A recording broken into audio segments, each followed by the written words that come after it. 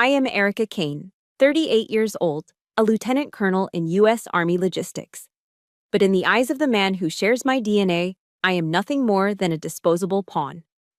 At exactly 9 o'clock this morning, inside the Cuyahoga County Courthouse, my own father pointed a finger in my face in front of a dozen flashing camera strobes and screamed, "Who do you think you are? You are just a grunt who knows how to take orders. I built this empire, and you are just the daughter who ran away to chase boys." Standing right next to him was my brother Mark. He smirked, hands buried in his pockets, and whispered just loud enough for me to hear. "Go back to the barracks and wash dishes, Erica. Don't dream of touching the inheritance."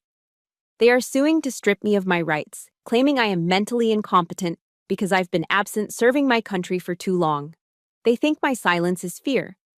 They have no idea that 8 years ago, on her deathbed, my mother handed me a secret weapon.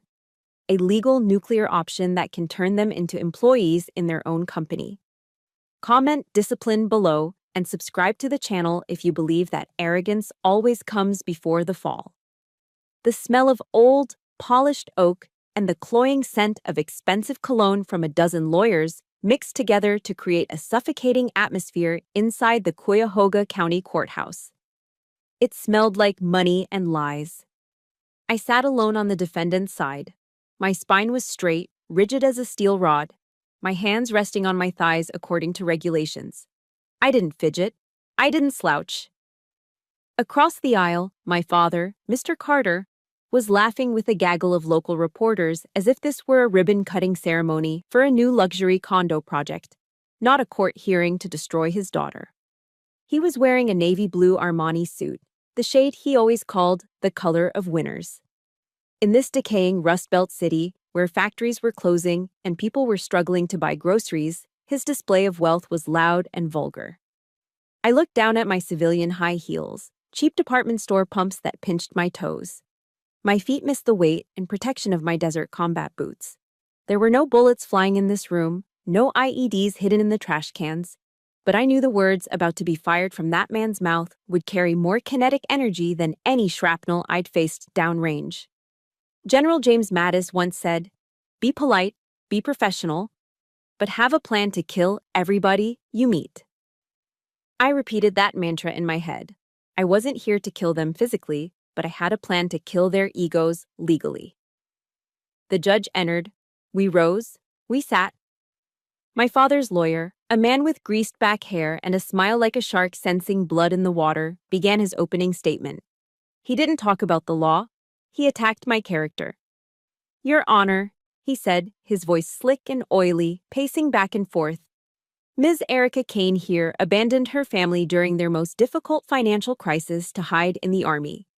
While her father and brother fought to keep the family business afloat during the recession, what was she doing?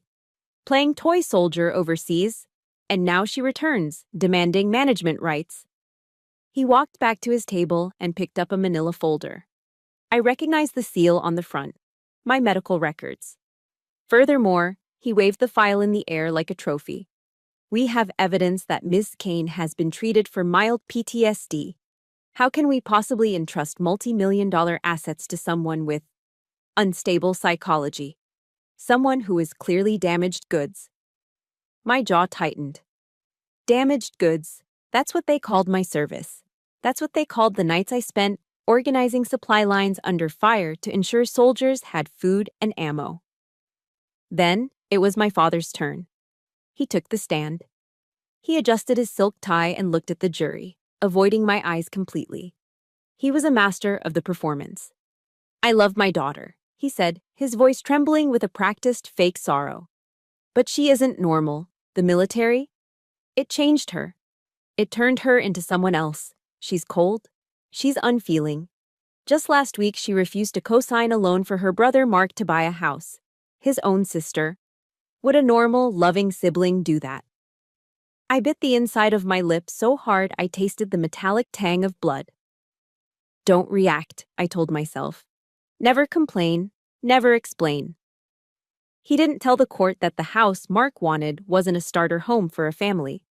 It was a third villa in Florida that Mark wanted to buy to impress his latest mistress.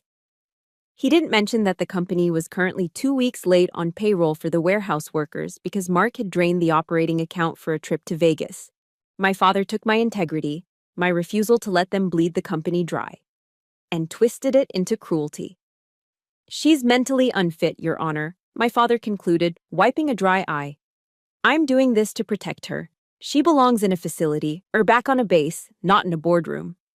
The gallery murmured in sympathy. Poor Mr. Carter. Such a successful man, burdened with a broken, heartless daughter. I looked over at the plaintiff's table. Mark was sitting there, slouching in his chair. He caught my eye. He wasn't looking at me with pity. He was looking at me with triumph. Then, I saw it. His hand came up to stroke his tie. It was a deep, burgundy silk tie with a subtle diamond pattern. My heart felt like it was being squeezed by a vice. I knew that tie. 18 years ago, I was a private first class, making pennies.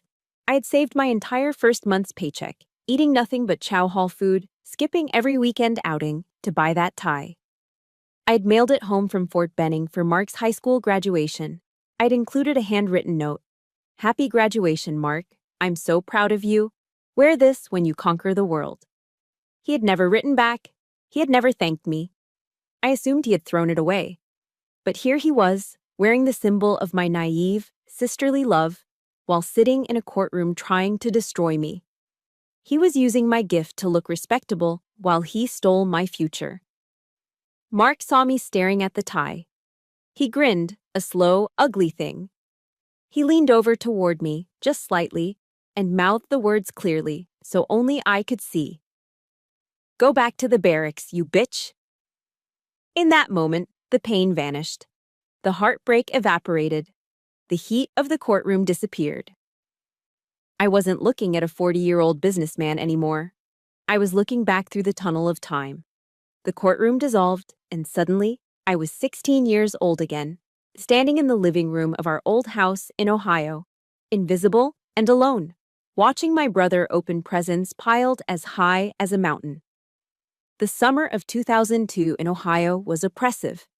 It was the kind of humid, sticky heat that made your shirt cling to your back the moment you stepped outside, accompanied by the constant, deafening buzz of cicadas in the trees. That July was significant for two reasons. It was the month my brother Mark turned 18 and the month I turned 16. We shared the same birthday, a biological coincidence that my father always treated as a divine sign that Mark was the main event and I was just the opening act. On the morning of our birthday, the air was thick enough to chew. Mark had just received his final senior report card. It was a disaster. 2 F's and a D in remedial math. He wasn't graduating on time. He'd have to attend summer school just to get his diploma. But when we walked out to the driveway, none of that mattered. Parked right there on the concrete was a brand new Ford Mustang GT. It was cherry red, gleaming under the morning sun, with a V8 engine that promised raw power and an oversized white bow tied to the roof. It was the kind of car every teenage boy in America dreamed of, the ultimate symbol of freedom and status. My father was standing next to it, beaming like he'd just won the lottery. He slapped the hood. "This is your warhorse, son," he boomed, laughing loudly. "A Carter man needs to drive something with a little muscle if he wants to pick up girls, right?" Mark didn't even look at his report card. He threw it in the trash can by the garage door and ran to the driver's side. He hopped in, turned the key, and revved the engine. The roar was deafening. He backed it up aggressively, the tires screeching, and thick gray exhaust smoke blew directly into my face, making me cough.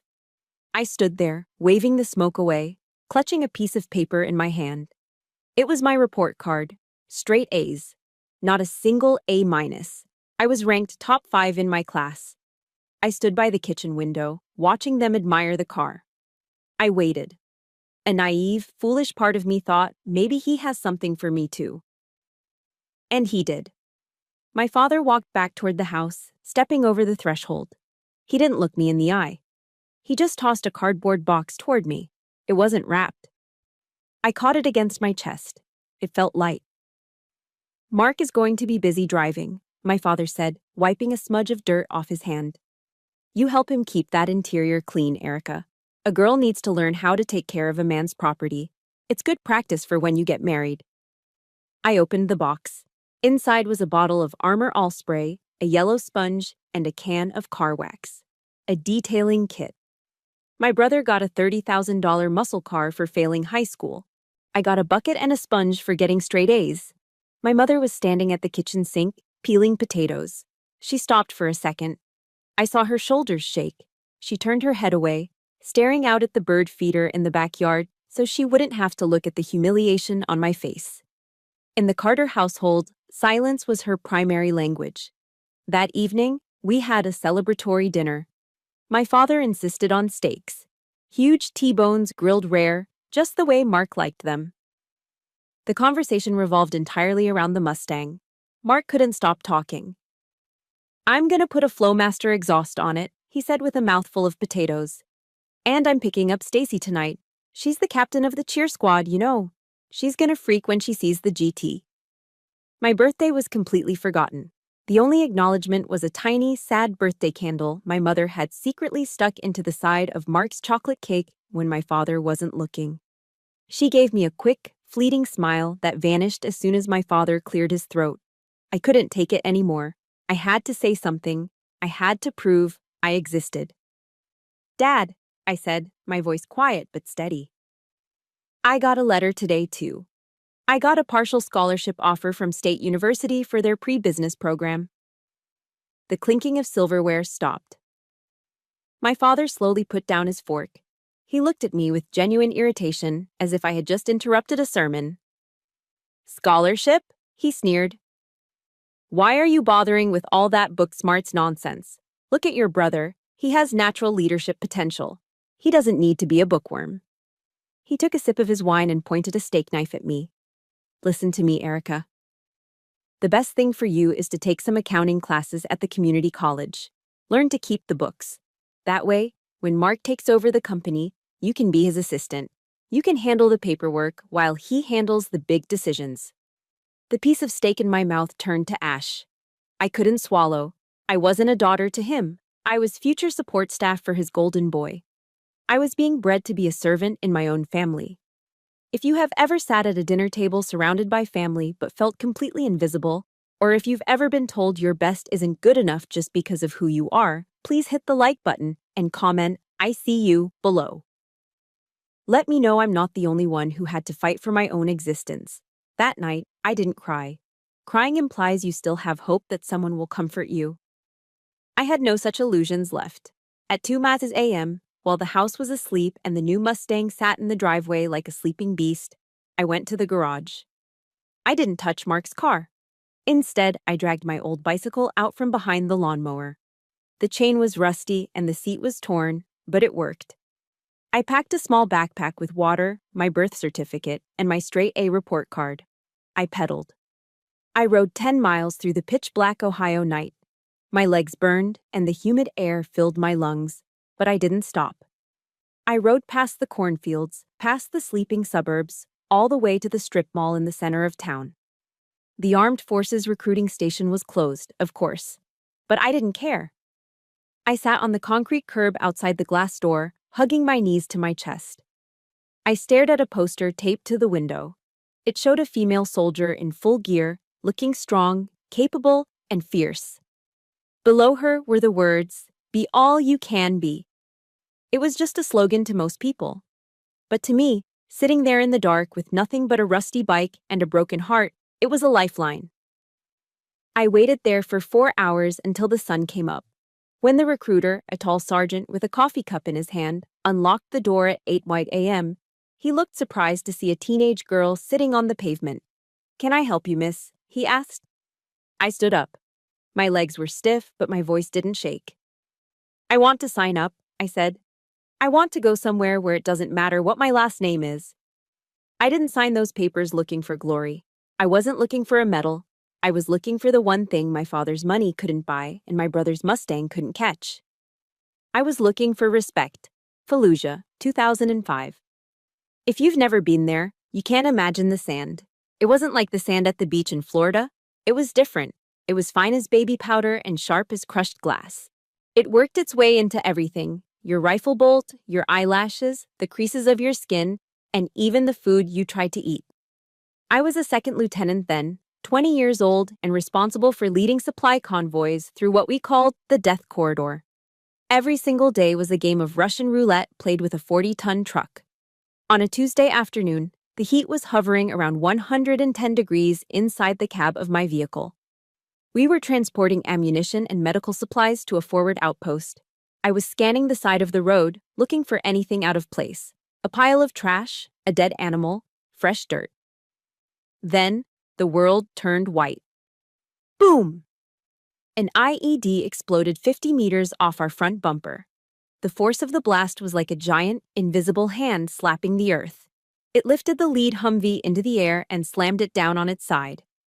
My ears rang with a high-pitched whine that drowned out all other sound.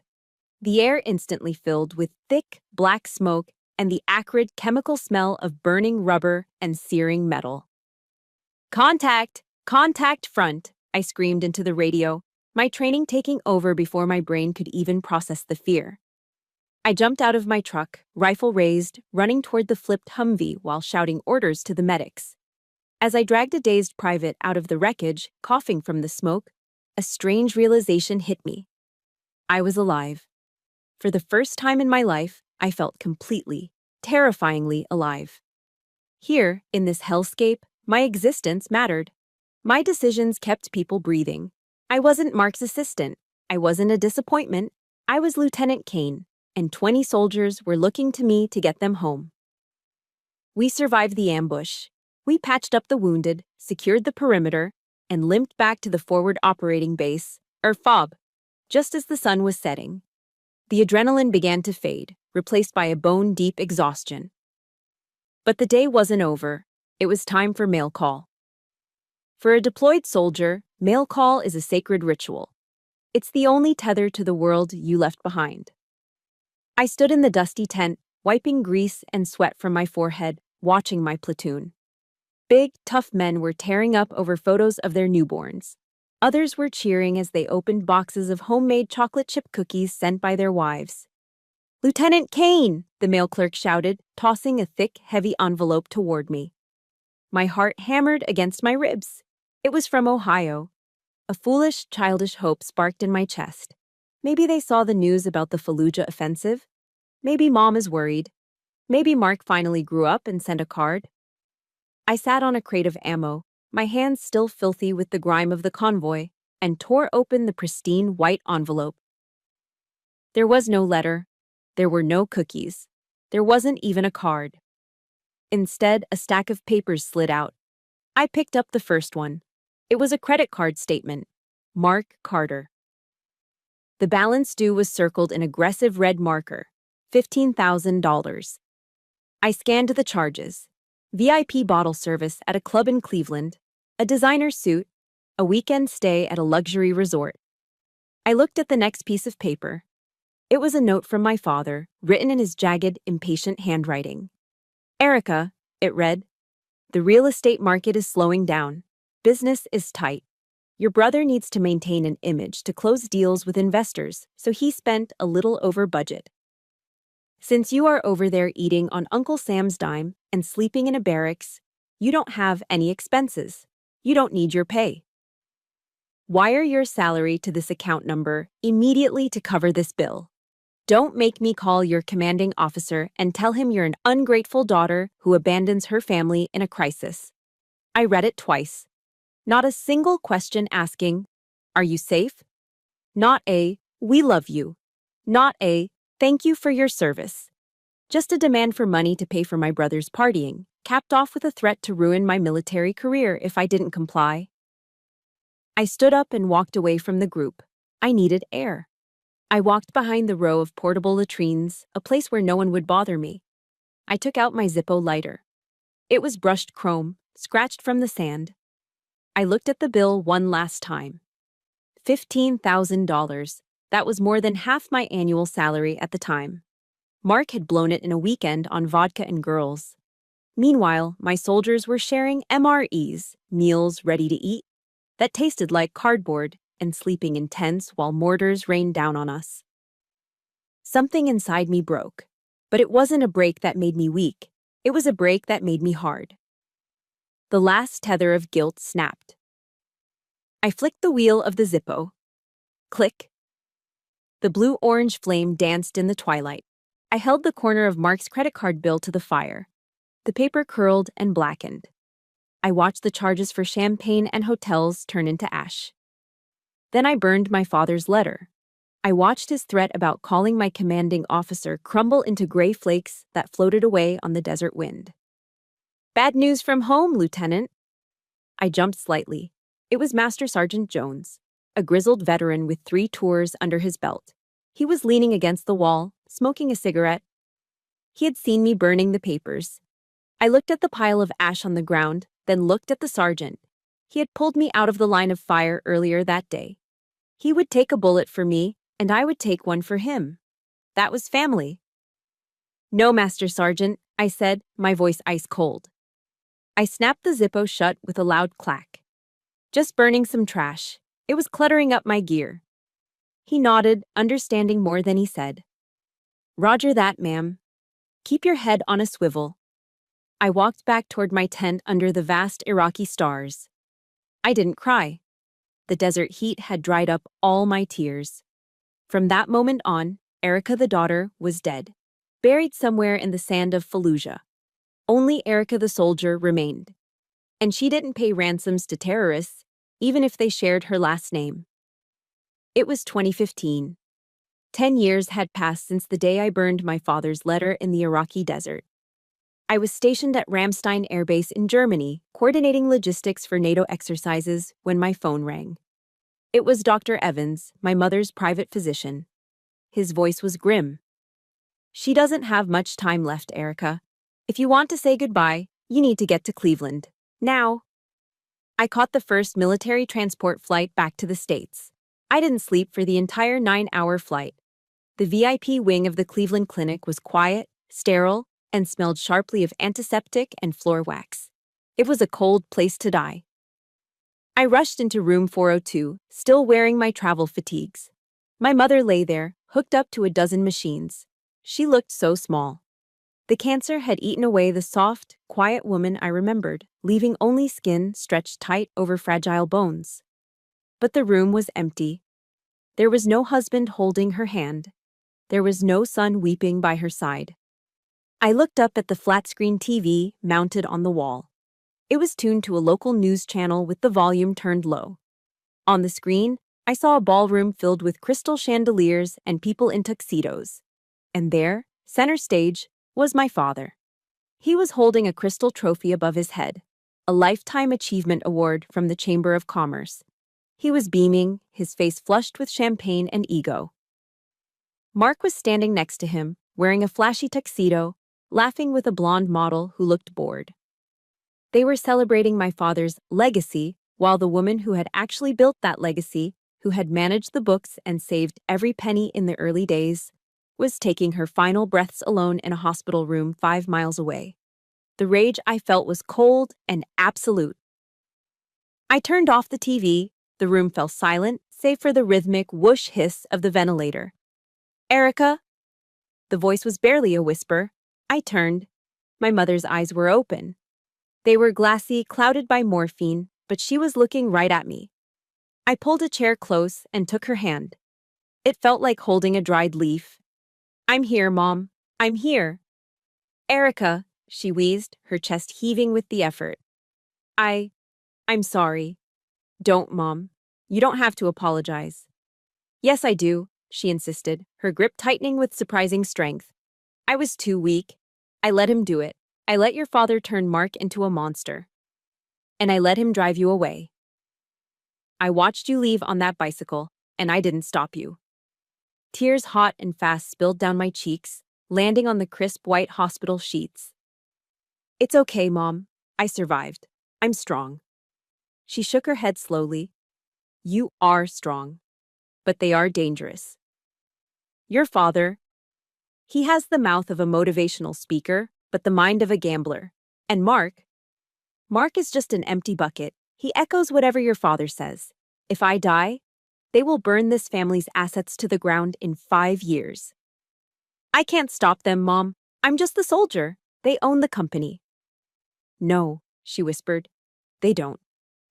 She nodded toward the shadowed corner of the room. I hadn't noticed him before. Mr. Henderson, the family's estate lawyer for 30 years, stepped forward. He looked tired and sad.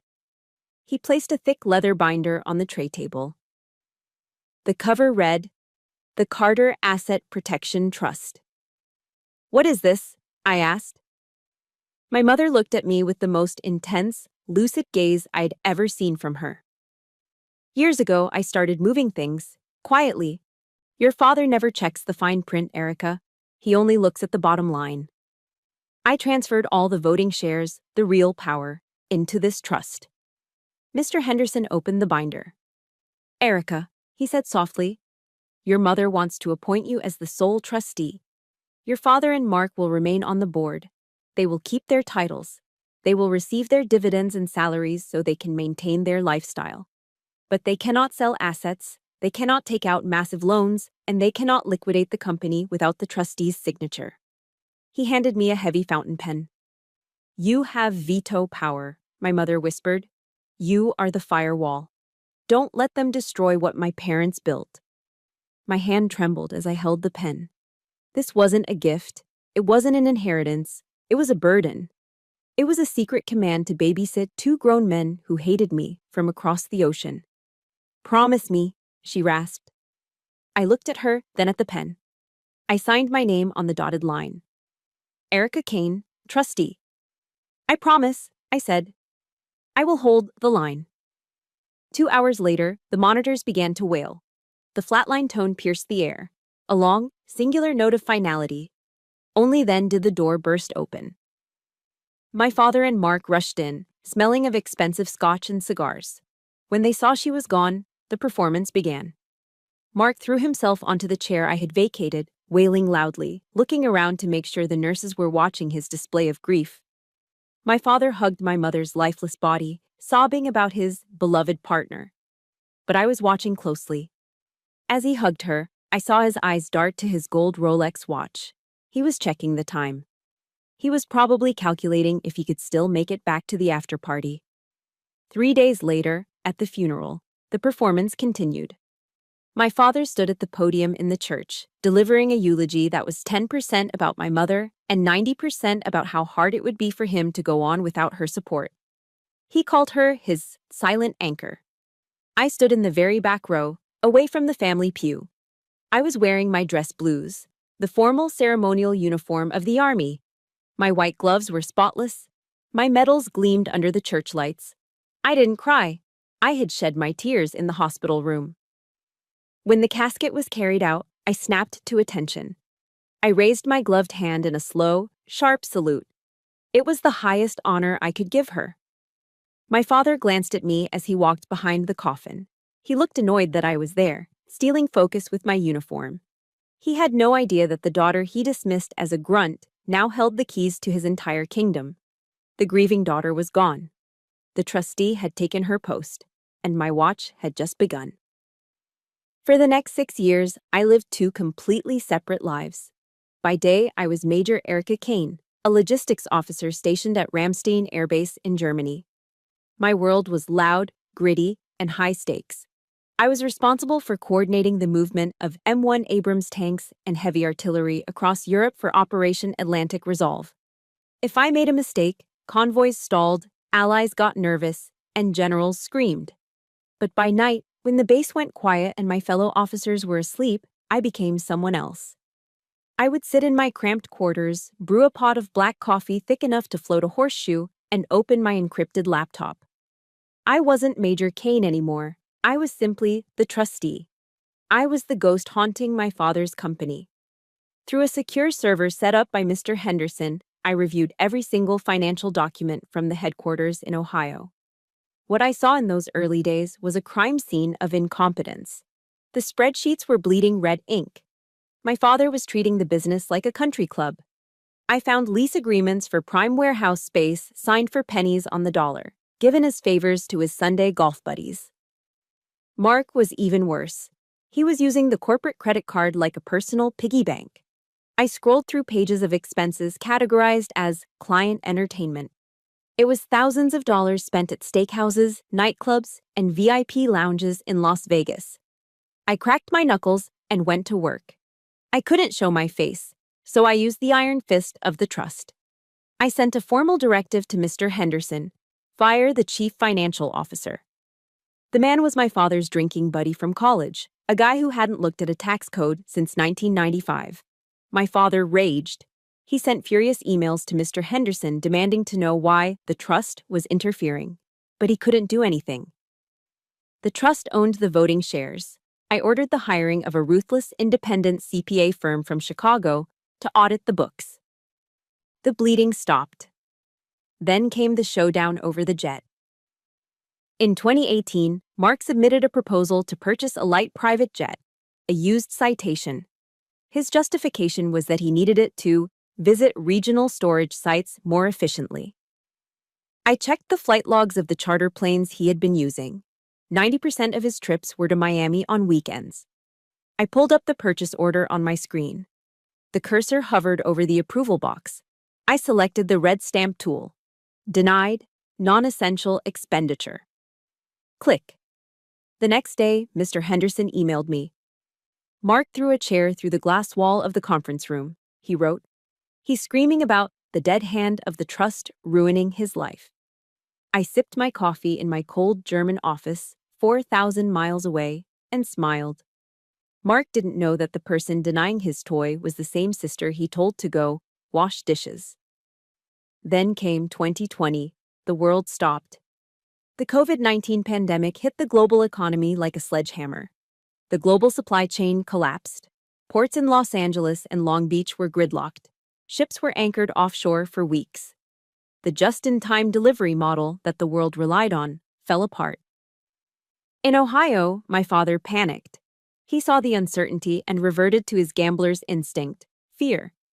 He drafted an emergency plan to sell off 3 of our massive distribution centers to a competitor for quick cash. He called it his exit strategy. He wanted liquidity to hide in his mansion until the virus blew over. From my desk in Germany, looking at global logistics reports that civilians didn't have access to, I saw something different. I saw a bottleneck. With stores closed and everyone ordering online, warehouse space was about to become the most valuable real estate on earth. My father sent the sale contracts to the trust for approval. I didn't just deny them. I issued a command: vetoed. New directive: halt all sales, retain all square footage, triple the lease. Renewal rates effective immediately. My father called Mr. Henderson screaming that the faceless bureaucrats at the trust were going to bankrupt the family. He told everyone we were doomed. He was wrong. 3 months later, the demand for storage skyrocketed. Amazon, FedEx, Walmart. They were desperate for space. Our warehouses, which my father wanted to dump, were suddenly gold mines. We tripled the rent, and clients were thanking us for taking their money. The company's net profit jumped 400% in a single quarter. We made more money in 2020 than in the previous 10 years combined, and that's when the stolen valor began. I opened my iPad one morning to read the Cleveland Business Journal. There was my father on the cover, arms crossed, looking wise and visionary. The headline read, "The Oracle of Ohio. How CEO Carter's strategic vision saved his empire." In the interview, he bragged about his steely nerves and his foresight to hold onto assets when everyone else was selling. "You have to know when to hold 'em," he quoted, taking credit for the decision I had forced down his throat. I laughed, a short, dry sound. I turned off the screen, put on my cap, and walked out to inspect a line of trucks. I didn't need the credit. I needed the mission accomplished. But the silence was broken a week later. My phone rang, an unknown number from the US. "Hello." "Hey, Erica." It was Mark. I hadn't heard his voice in 2 years. "Dad told me you're still playing soldier over there in Germany, still saluting and marching." "I'm serving, Mark. What do you want?" Nothing, he laughed, the sound of ice clinking in a glass in the background. "I just wanted to check on the little sister. You know, things are crazy good here. We are printing money. Literally printing it. Dad and I are crushing it. He paused, waiting for me to praise him. When I didn't, he continued, his voice dripping with condescension. Listen, I know government pay sucks. If you need a little help, just ask. I can wire you a few grand. Buy yourself some decent shoes or something. I'm counting money until my hands cramp over here. My grip tightened on the phone. He was offering me crumbs from the feast I had prepared. He genuinely believed his own lie, that he and Dad were business geniuses, and I was just the poor, unfortunate sister stuck in a uniform. I'm fine, Mark, I said, my voice steady. Keep your money. You might need it. Suit yourself, he scoffed. Don't say I never tried to help. He hung up. Their ignorance was my shield. It allowed me to operate without them fighting me at every turn. But it was also a profound insult. They were feasting on the harvest of my labor while spitting on my name. But I knew something they didn't. Success built on a lie is fragile. And Mark was getting bored with stability. I could feel it. The crash wasn't a matter of if, but when. The collapse of my family didn't start with a bang. It started with a kid in a hoodie. It was early 2022. The world was going crazy for digital gold. And my brother Mark, always chasing the easiest dollar, brought home a 25-year-old investment genius named Jaden. Jaden looked like every other tech grifter I'd seen on the news. He wore expensive sneakers, oversized hoodies, and spoke in a language that sounded like gibberish to a sane person. He sat in my father's mahogany-paneled office and threw around buzzwords like blockchain, decentralized finance, Web3, and the metaverse. Through the security cameras I'd installed in the boardroom, ostensibly for insurance purposes, I watched the pitch from my laptop in Germany. Mr. Carter, Jaden said, spinning a digital rendering on an iPad. Physical storage is dead. The future is the metaverse. We want to turn Carter Logistics into the first fully decentralized shipping empire on the blockchain. But to get in on the ground floor, we need liquidity. Fast! His proposal? Sell Warehouse 1. My heart stopped. Warehouse 1 wasn't just a building. It was the original brick facility my grandfather built with his own hands in 1955. It was the beating heart of the company, the asset my mother had fought hardest to keep during the lean years. It was prime real estate worth $20 million. And they wanted to sell it to buy what? Pictures of monkeys, digital tokens, air. I watched my father. A smart man would have kicked this kid out. But my father was terrified of being seen as an irrelevant boomer. He wanted to be cool. He wanted to be rich without working. 20 million, my father asked, his eyes gleaming with greed. And we triple it in 6 months, Jaden promised. It's a guaranteed moonshot. My father nodded. Let's do it. Draw up the papers. I slammed my laptop shut. Alarm bells were ringing in my head so loud they drowned out the German rain outside. I spent the next 4 hours doing what I do best, reconnaissance. I dug into Jaden's background. It didn't take long. The guy was a ghost. He had 2 previous aliases. He had been flagged by the SEC for a rug pull scheme in 2021, where he raised $5 million for a crypto project and then vanished, leaving investors with worthless tokens. He was a con artist, and my father and brother were about to hand him the family legacy on a silver platter. My phone buzzed. It was a text from Mark. Hey sis, just wanted to let you know, Dad and I are making a massive play. We're gonna be billionaires. When the deal closes on Monday, I might even buy you a condo so you can stop living like a grunt. You're welcome. The arrogance was suffocating. He was bragging about burning down our house to buy magic beans. It was Friday night. They were signing the sale of Warehouse 1 on Monday morning. If that sale went through, the money would be transferred to a digital wallet in the Bahamas before noon, and Jaden would vanish. The Carter legacy would be reduced to zeros and ones. I had no choice. I called Mr. Henderson. Mr. Henderson, I said, my voice shaking with rage. Activate Clause 4. Freeze the assets. I am exercising my veto power. Erica, the old lawyer warned, if you do this, they will know, the gloves will come off. Let them come, I said. Kill the deal. Monday morning arrived. I watched the feed. My father and Mark were sitting in the conference room with Jaden. There was a bottle of Dom Perignon on ice. They were laughing, pens in hand, ready to sign the deed to Warehouse 1. The door opened. Mr. Henderson walked in. He didn't look happy. He walked straight to the table and threw a single document onto the polished wood. "The sale is cancelled," Henderson said flatly. My father looked up, confused. "What? Who says?" "The trustee," Henderson replied. "Under the terms of the Carter Asset Protection Trust, the sale of any core real estate requires unanimous consent. The trustee has formally denied this transaction. The assets are frozen." My father's face turned a shade of purple I had never seen before. "Who?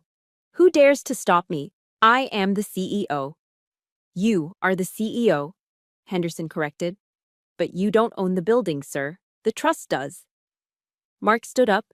He looked at the document, then at Jaden, who was already nervously packing his iPad.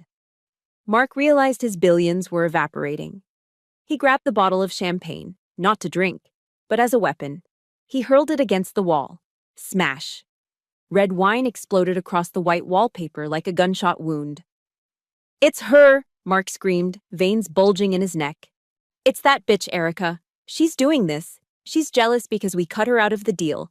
She wants us to fail." My father sat there, stunned.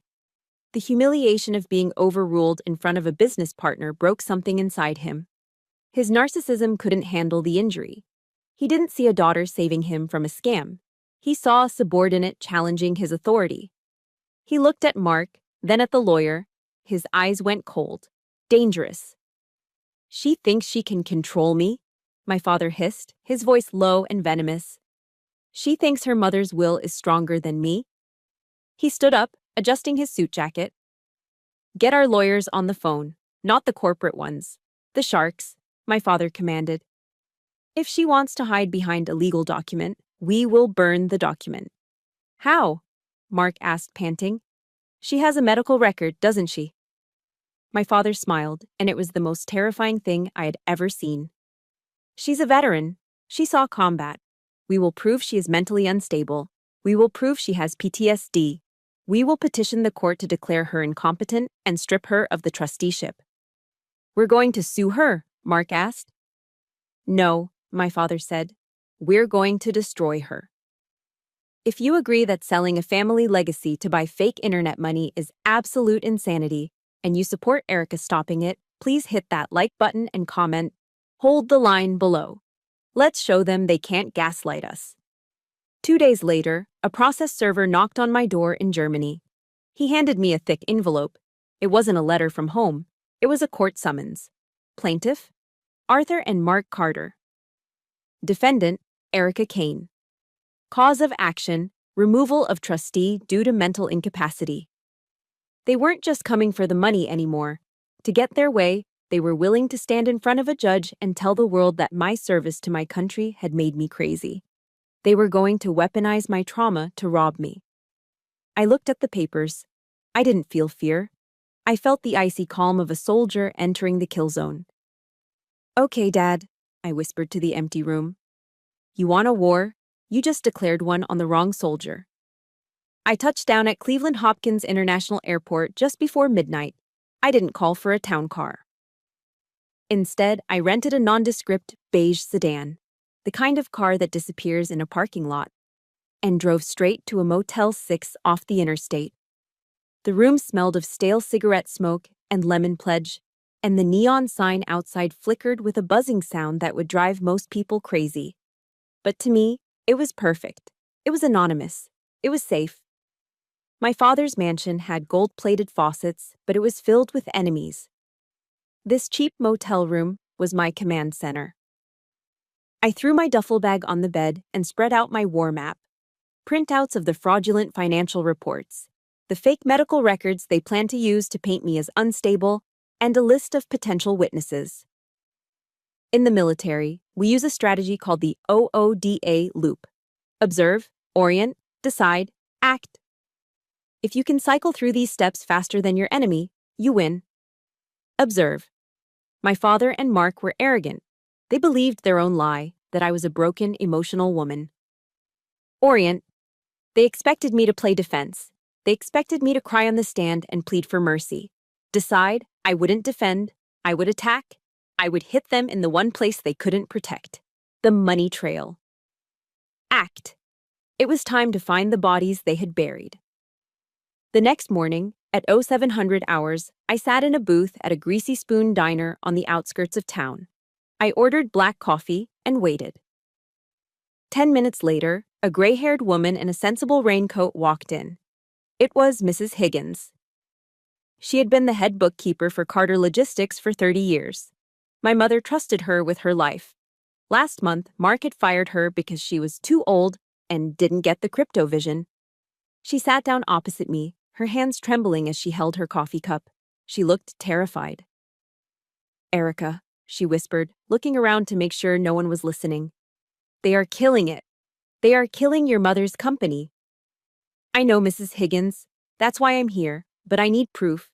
The records they sent to the trust are sanitized. I need the real numbers." Tears welled up in her eyes. "It's not just the bad investments, honey. It's worse. Mark.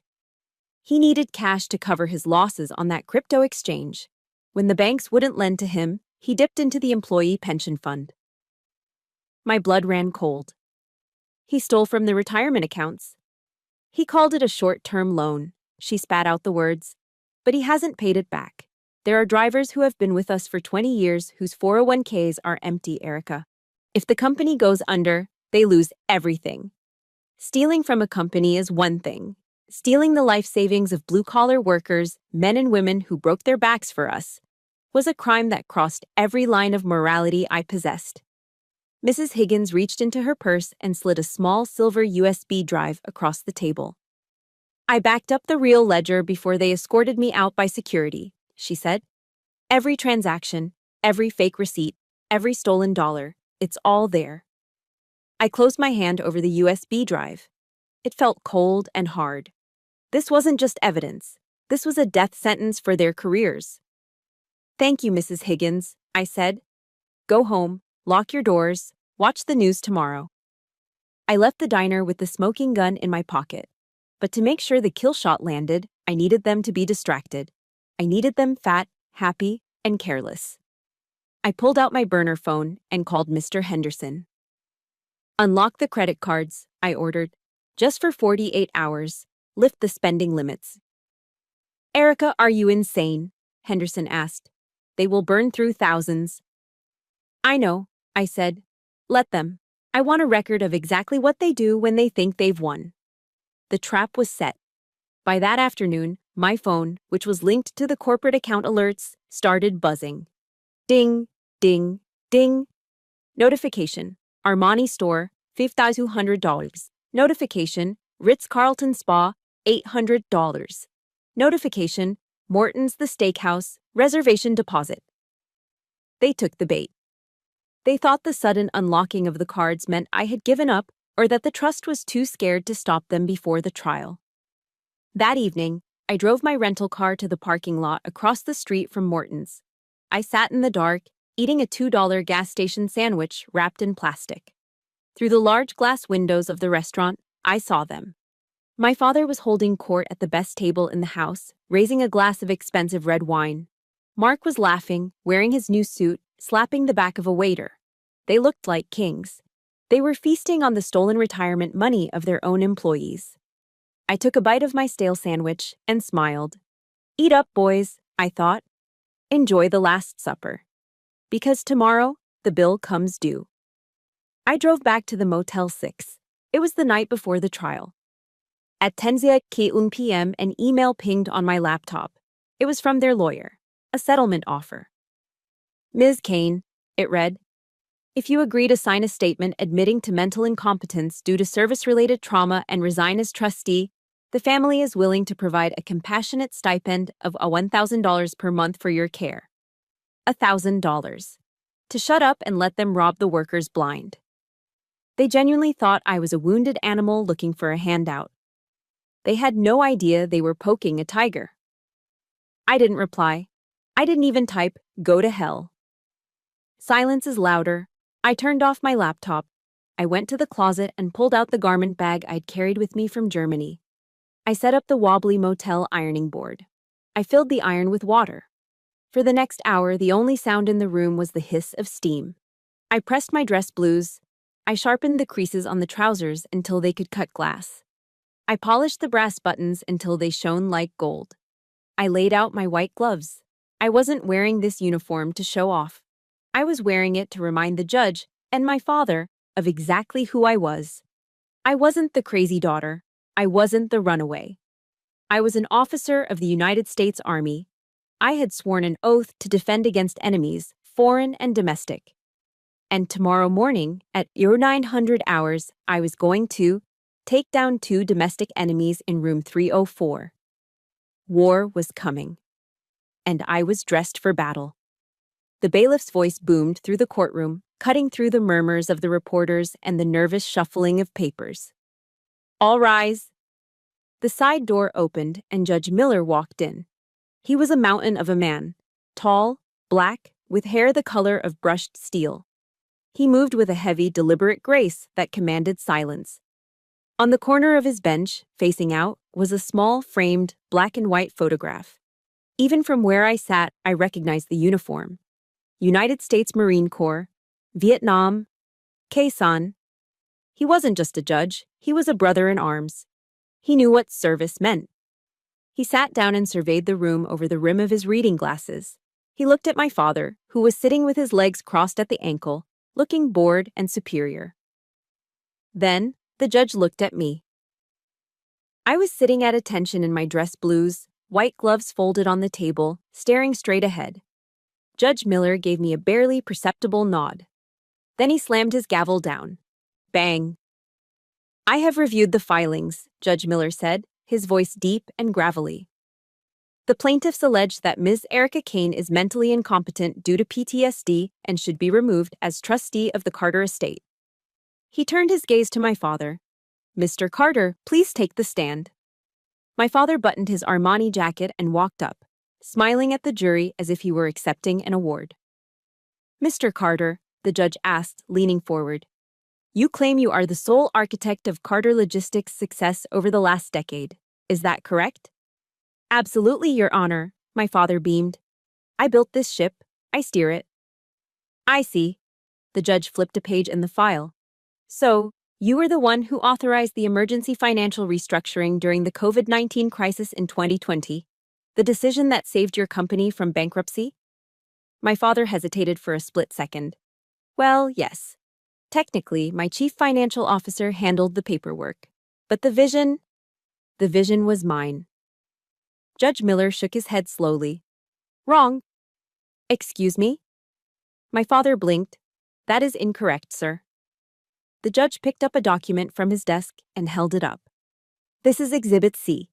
It is the original charter of the Carter Asset Protection Trust, signed by your late wife. The room went deadly silent. Mr. Carter, the judge continued, his voice ringing out, for the last 8 years, every single expenditure over $10,000, every lease agreement, and every strategic pivot has required a signature of authorization, and that signature is not yours.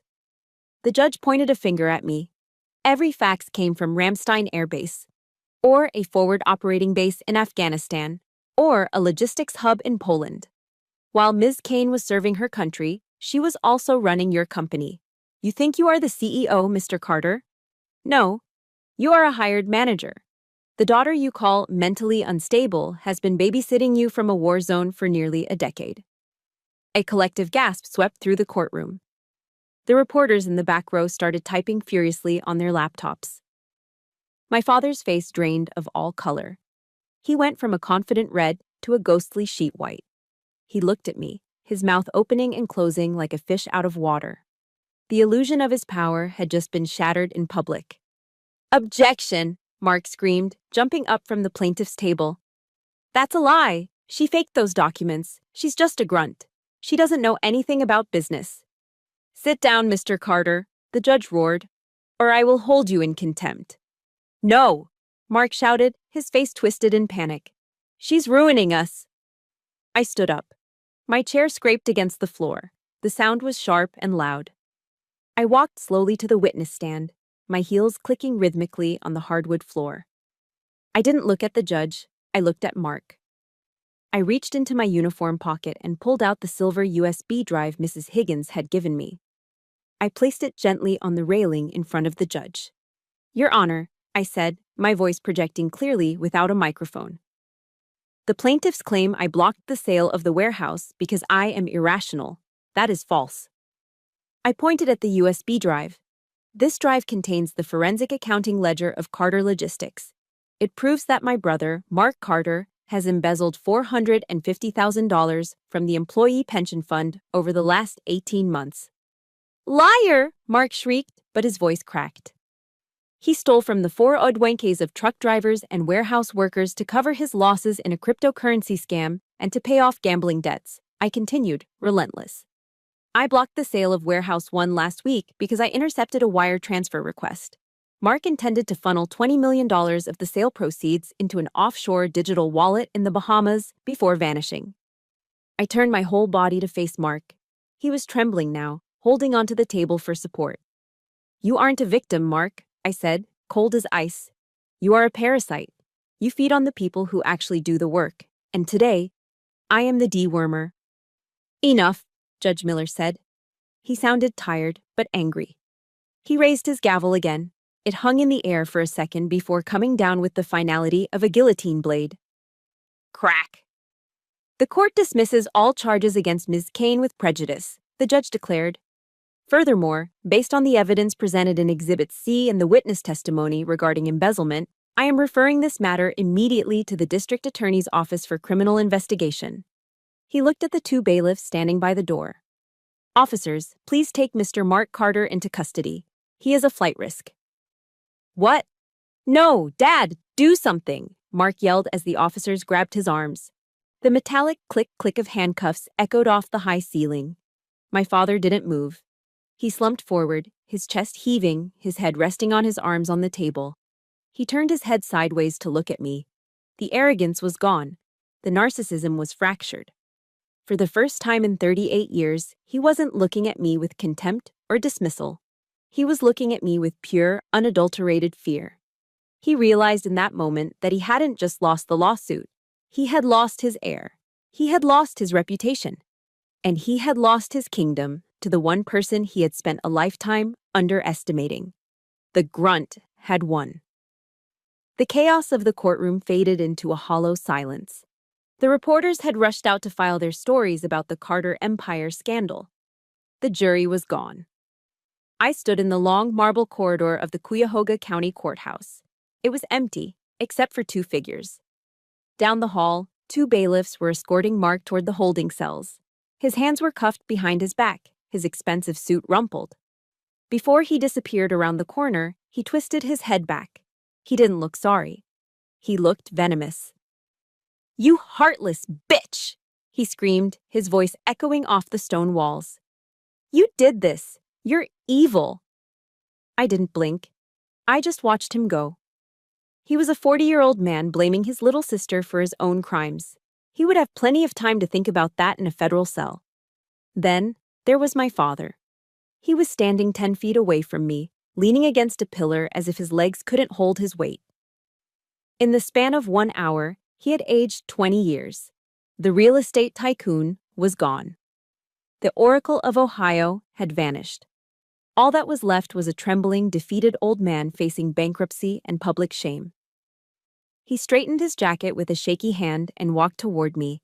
He reached out, his fingers twitching, aiming for my shoulder. A gesture of familiarity, a gesture of ownership. Instinctively, I took a step back. My heel clicked sharply on the floor. That single step back was the most powerful movement of my life. It was a physical wall. The distance between us was only 3 feet, but emotionally, it was wider than the Atlantic Ocean I had crossed to get here. His hand dropped to his side. Erica, he rasped, his voice sounding like dry leaves. You won. Are you happy now? Is this what you wanted? To see your brother in handcuffs and your father humiliated before the entire city? I looked into his eyes. I searched them, desperate for even a microscopic speck of genuine remorse. I wanted to see a father who realized he had hurt his child. But I found nothing. I saw only self-pity. I saw a man mourning his reputation, not his family. He wasn't sorry for what he did to me. He was sorry that he had lost. I didn't send Mark to jail, Dad, I said, my voice calm and low. Greed sent him to jail. And I didn't humiliate you. Your arrogance did that.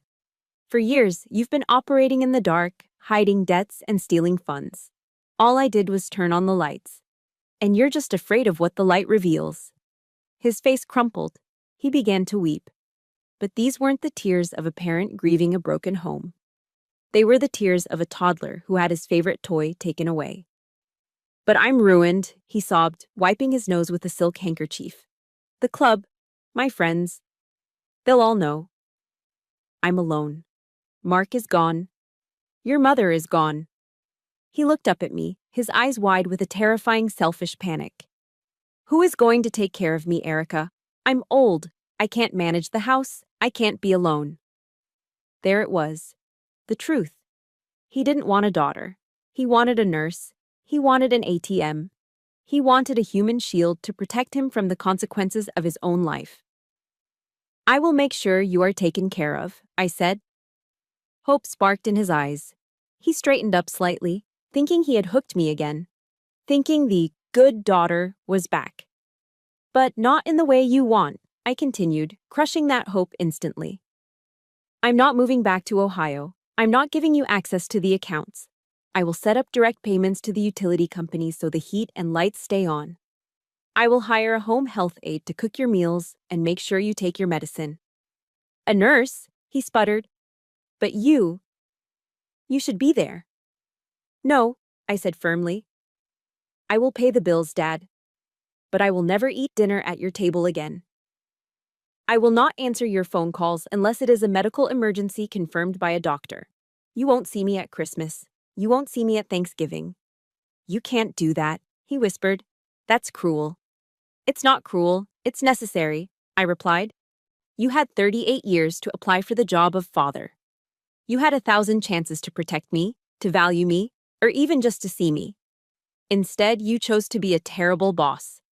And as the trustee of this family, I am firing you from my life. I didn't wait for his response. I had said everything that needed to be said. I turned around. Click, click, click. My dress shoes struck the marble with a steady military rhythm. I walked toward the heavy double doors at the end of the hall. Erica, he shouted after me, his voice cracking. You can't leave me here. I am your father. I made you. I didn't stop. I didn't slow down. I didn't turn my head. I reached the doors and pushed them open. The midday sun of Cleveland hit me like a physical force. It was blindingly bright. The air outside was hot and smelled of asphalt and city traffic, but to me, it was the sweetest perfume on earth. It didn't smell like old wood or lies anymore. It smelled of freedom. I took a deep breath, filling my lungs until they hurt. The weight I had been carrying since I was 16 years old. The weight of being the scapegoat. The weight of needing his approval, the weight of the Carter name, slid off my shoulders. I walked down the courthouse steps, alone, but not lonely. The man inside was Mr. Carter.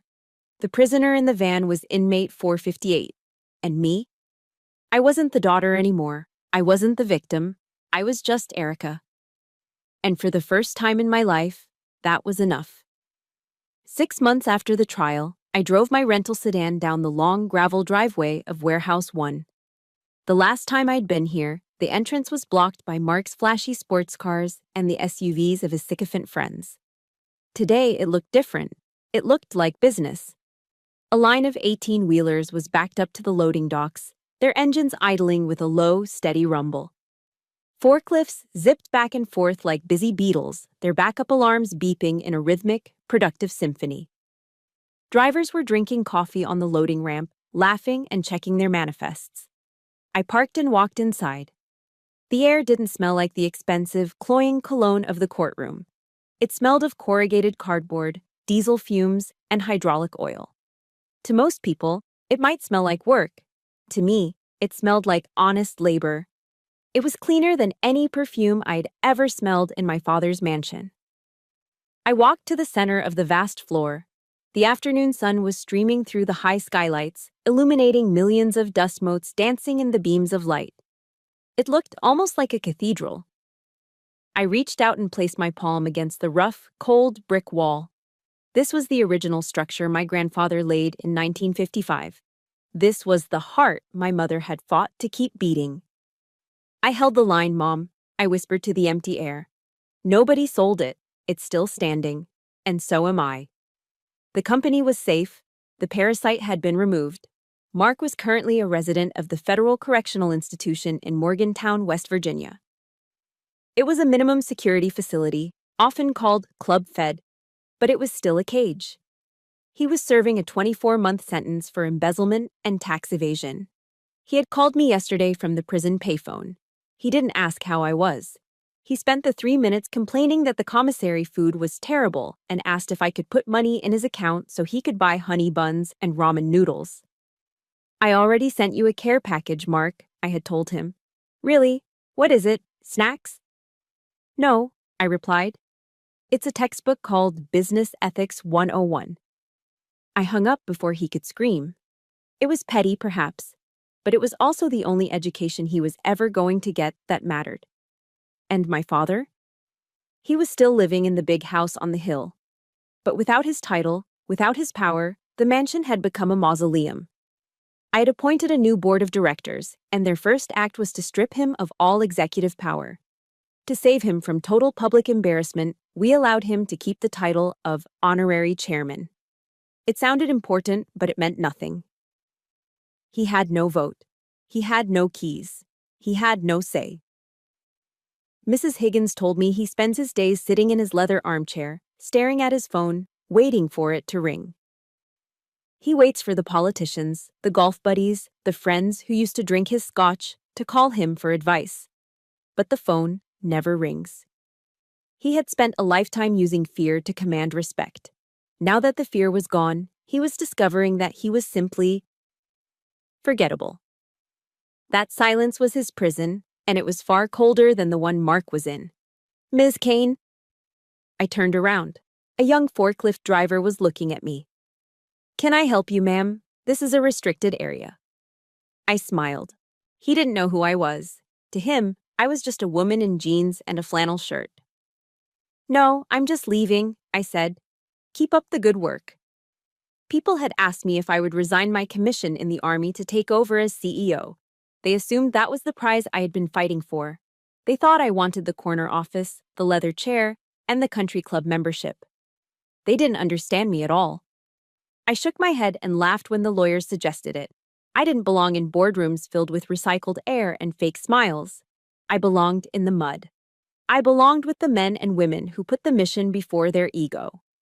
I had rehired Mrs. Higgins as a senior consultant to oversee the finances, and we had hired a professional CEO, a woman with 20 years of logistics experience, to run the day-to-day operations. I would remain the trustee, the ghost in the machine. I didn't need to sit on the throne to rule the kingdom. I just needed to hold the keys to the armory to make sure no one burned the castle down again. I walked back to the heavy steel door of the warehouse. I pulled it shut. The latch clicked into place with a solid metallic sound. Clack. I paused and looked at my reflection in the glass of the door. I saw a 39-year-old woman. There were a few gray hairs at my temples that hadn't been there a year ago. There were fine lines around my eyes from squinting into the sun. Both the desert sun of Iraq and the harsh light of truth in Ohio. But the eyes looking back at me were clear. They were steady. I wasn't the Carter daughter anymore. I wasn't the victim. I wasn't the scapegoat. I walked to my rental car and threw my duffel bag in the back seat. I climbed in and turned the key. The engine purred to life. Tomorrow, I would be on a plane back to Ramstein. There were convoys to schedule. There were soldiers to feed. There was a job to do. The world out there is full of noise. Arrogant men like my father and brother will always love to shout, to brag, to demand attention. They think noise is power. But I had learned the truth. Real power is like the foundation of this warehouse. It lies deep underground. It doesn't speak. It doesn't ask for applause. It just holds everything up. I put the car in drive and pulled away. leaving the dust and the memories behind me. I drove toward the horizon, into the quiet, beautiful silence of a job well done.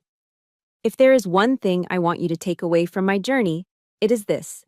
Stop waiting for the people who broke you to put you back together. They never will. And that is okay. True power isn't about inheriting a kingdom or forcing your family to finally validate you. It is about realizing that your dignity, your skills, and your inner peace are assets they can never touch. You are not defined by how they treated you at the dinner table. You are defined by the life you build once you walk out that door. You have the power to be your own hero. Now, I want to hear from you. Have you ever had to make the hard choice to fire a toxic family member from your life to save your own sanity? Or maybe you are the quiet professional in your family, holding everything together while others take the credit? Please share your story in the comments below. I read them all, and your strength inspires me.